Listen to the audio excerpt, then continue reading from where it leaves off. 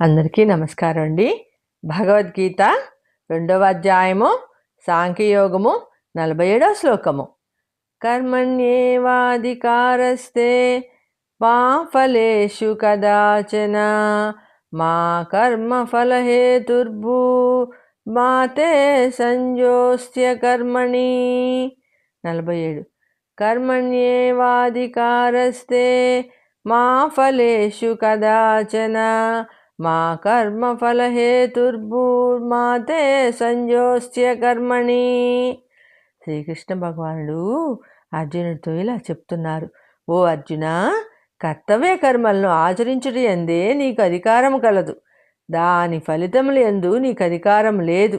ఏ కర్మకు ఏ ఫలం రావాలనే దానికి నీవు కారణం కాదు. అలా అని కర్మలు చేయకుండా ఉండటం యందు ఆసక్తి చూపించకూడదు.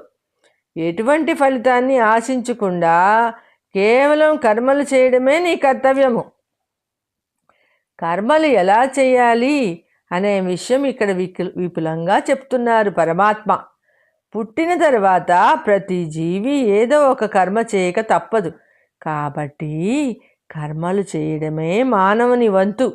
ఆ కర్మకు ఎటువంటి ఫలితం రావాలో నిర్ణయించే అధికారము మానవునికి లేదు. ఏ ఫలితం వచ్చినా స్వీకరించవలసినదే. కానీ నేను ఈ పని చేశాను కాబట్టి నాకు ఈ ఫలితమే రావాలి, ఆ ఫలితానికి నేనే కారణము అనే అధికారం ఎవరికీ లేదు. ఏ ఫలితానికి ఎవరూ కారణం కాదు. చేసే ప్రతి కర్మ నిష్కామంగా ఉండాలి. నిష్కామం అంటే ప్రతిఫలం ఆశించకుండా చేసే కర్మ అనే అర్థము. చేసిన కర్మను, దాని ఫలితమును పరమాత్మకు అర్పించాలి. కర్తృత్వ భావన కలిగి ఉండకూడదు. ఏ పరిస్థితుల్లో కూడా చేసిన కర్మకు ఫలితం ఆశించకూడదు.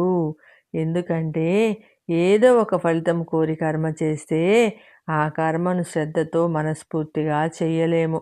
ఫలితం వస్తుందో రాదో అనే వ్యాకులతతో మనం చేస్తాము. కర్మఫలం మీద అధికారము లేనప్పుడు కర్మలు చేయడం ఎందుకు దండగా అని మానేయకూడదు. ఏ పని చేయకపోవడము తమో గుణ లక్షణము అయిన సోమరితనము. సోమరితనము విపరీత పరిణామాలకు దారితీస్తుంది. కాబట్టి పుట్టిన ప్రతి మానవుడు సత్కర్మలు చేయాలి, నిష్కామంగా ఉండాలి. నిష్కామము అంటే ఫలితం ఆశించకుండా పని చేయడము అని అర్థము. ఫలితము కోసం ఆశించకూడదు. కర్మ ఫలితములకు తాను కారణం కాకూడదు. అటువంటప్పుడు కర్మలు చేయడం వృధా అని కర్మలు చేయకుండా ఉండకూడదు. కర్మయోగం వెనుక ఉన్న సిద్ధాంతం ఏమిటి అంటే, ముందు కర్మయోగం అంటే ఏమిటో బాగా అర్థం చేసుకోవాలి. కర్మఫలం నుంచి బయటపడాలి. ఏ కర్మ చేస్తే ఏ ఫలితం వస్తుందో అని భవిష్యత్తు గురించి ఆలోచించేవాడు కర్మను సరిగా చేయలేడు. సంవత్సరం అంతా శ్రద్ధగా చదివి పరీక్ష రాయటం విద్యార్థి కర్తవ్యము. అంతేగాని సరిగా చదవకుండానే నేను పరీక్ష పాస్ అవుతానో లేదో అని ఆలోచించేవాడు పరీక్ష సరిగా రాయలేడు. అంటే నీవు కర్మ చేయడంలోనే అధికారం ఉంది, దాని ఫలితం మీద కాదు. కానీ జంతువులు ఏమి చేసినా అది వాటి సహజ లక్షణం. వాటికి ఏమి చెయ్యాలో ఏది చేయకూడదో, వీడు నావాడు, వాడు పరాయివాడు, వాడు వీడిని తన్నవచ్చు, వాడిని తన్నకూడదు అనే బుద్ధి అయితే వాటికి లేదు. జంతువులకి ఎవరైనా వాటికి అపకారం చేస్తారు అని అనుకుంటే జంతువులు స్వీయ రక్షణ కోసం అది పొడుస్తుంది, తంతుంది, కరుస్తుంది. దానివల్ల మనకు బాధ కలుగుతుంది. తను కరిస్తే మనిషి చనిపోతాడు అన్న విషయము పాముకు తెలియదు. ఆత్మరక్షణార్థము కరవటమే దానికి తెలిసిన పని. కానీ మనిషి అలా కాదు. ఎదుటివాడు మనకు అపకారం చేసినా మనం ఉపకారం చెయ్యాలి అనే మంచి గుణం మనకు ఉంది. విచక్షణ ఉంది, మంచి చెడు జ్ఞానము ఉంది. అందుకనే మనం ఏ కర్మ చేయాలి, ఏది చేయకూడదు అనే జ్ఞానం మనకు ఉంది. ఆ స్వేచ్ఛ మనకిచ్చాడు భగవంతుడు. కాబట్టి అర్జున, నీ పని నీవు చెయ్యి. చెయ్యాల్సిన కర్తవ్యమును మానవద్దు. కానీ నీవు చేసే పనికి ఏ ఫలం వస్తుందో నిర్ణయించే అధికారం నీకు లేదు. ఎందుకంటే ఈ యుద్ధము నీవు కోరుకున్నది కాదు.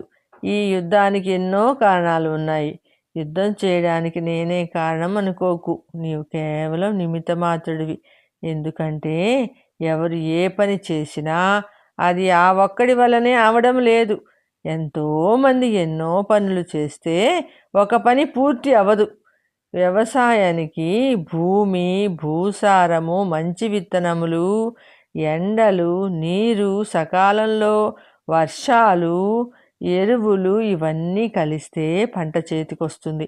ఇందులో ఏ ఒక్కటి తప్పినా పంట సరిగా రాదు. ఒకవేళ పంట బాగా పండి చేతికి రాబోయే సమయానికి రాత్రికి రాత్రి అకాల వర్షాలు వచ్చి పంట నాశనం కావచ్చు. అన్నీ సక్రమంగా జరిగితే నేను పండించాను, అంతా నా మహిమ అని చెప్పుకుంటాడు. ఏదైనా అపశృతి కలిగితే దేవుడి మీదకి నెట్టేస్తాడు. కాబట్టి ఏ పని చేసినా ఆ ఫలితం నీ ఒక్కడిది కాదు, సమిష్టిగా ఉంటుంది అని తెలుసుకోవాలి. ఈ పనికి ఈ ఫలితం వస్తుంది, ఇంత ఫలితం వస్తుంది అని చెప్పడానికి ఎవ్వరికీ అధికారం లేదు. ఏ కర్మ అయినా కానీ ఎవ్వరూ ఒక్కడిగా చేయలేడు. ఇది సమిష్టి కృషి.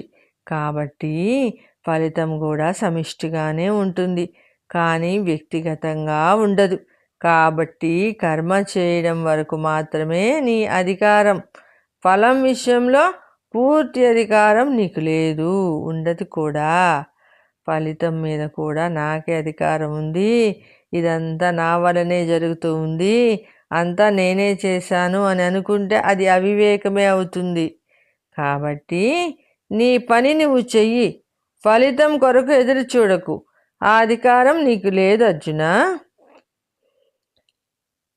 దాని తర్వాత 2వ పాదంలో మరొక విషయం చెబుతున్నారు పరమాత్మ అర్జునునితో. ఫలితం మీద నాకు అధికారం లేనప్పుడు ఆ పని చేయడం ఎందుకు దండగా అని చెప్పి నిరాశావాదం పనికిరాదు. ఏ ఫలితం వచ్చినా సిద్ధంగా ఆనందంగా స్వీకరించగలిగే ధైర్యం కావాలి.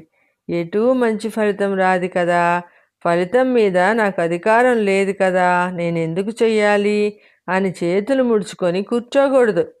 అది సోమరితనానికి దారితీస్తుంది, తమో గుణం పెరుగుతుంది. కర్మఫలం మీద అపరిమితమైన ఆసక్తి పెరిగితే సుఖం ఉండదు. ఎంత వచ్చినా వాడికి తృప్తి ఉండదు, ఇంకా కావాలి అని ఉంటుంది. అలా కాకుండా ఫలితం మీద ఆసక్తి లేకపోతే అంతా ఆనందమే. ఉదాహరణకు ఒక వ్యాపారంలో ఒకడు ఈ సంవత్సరము 10 లక్షల లాభం వస్తుంది అని ఊహించాడు. కానీ 5 లక్షలే లాభం వచ్చింది. వీడు బోరుని ఏడుస్తున్నాడు. వచ్చిన 5 లక్షల కొరకు సంతోషించడం లేదు, రావాల్సిన 5 లక్షలు నష్టపోయాను అని ఏడుస్తున్నాడు. ఫలితం మీద అపరిమితమైన ఆసక్తి ఉంటే ఇలాంటి కష్టాలే వస్తాయి. మరొకడు బియ్యం ధర పెరుగుతుందని సంవత్సరం మొత్తానికి కేజీ 40 చొప్పున 20 బస్తాలు కొని పెట్టుకున్నాడు. ఇంతలో కేజీ 5 రూపాయలు తగ్గింది. బోరుని ఏడుస్తున్నాడు. కారణం 100 రూపాయలు నష్టం వచ్చిందని. ఫలితాన్ని ఆశిస్తే వచ్చే బాధ ఇదే. కాబట్టి కర్మయోగమును అనుష్ఠించేవాడు, కర్మను ఒక యోగంగా చేసేవాడు తాను చేయాల్సిన కర్మలను శ్రద్ధతో చేయాలి. ఫలితం కోసము ఆశించకూడదు. మంచి వచ్చినా చెడు వచ్చినా సమముగా అనుభవించాలి. అప్పుడే సుఖముగా ఉండగలడు. ఇప్పుడు కర్మలను ఎలా చేయాలి అని చెబుతున్నారు పరమాత్మ అర్జునుడితో. నెక్స్ట్ 48వ శ్లోకంతో కలుసుకుందాము. సర్వేజన సుఖినో భవంతు. జై శ్రీమన్నారాయణ అండి. మీరందరూ ఈ ఛానల్ని సబ్స్క్రైబ్ చేసుకోండి. నెక్స్ట్ వచ్చే శ్లోకాలన్నీ మీకు నోటిఫికేషన్గా వస్తాయి.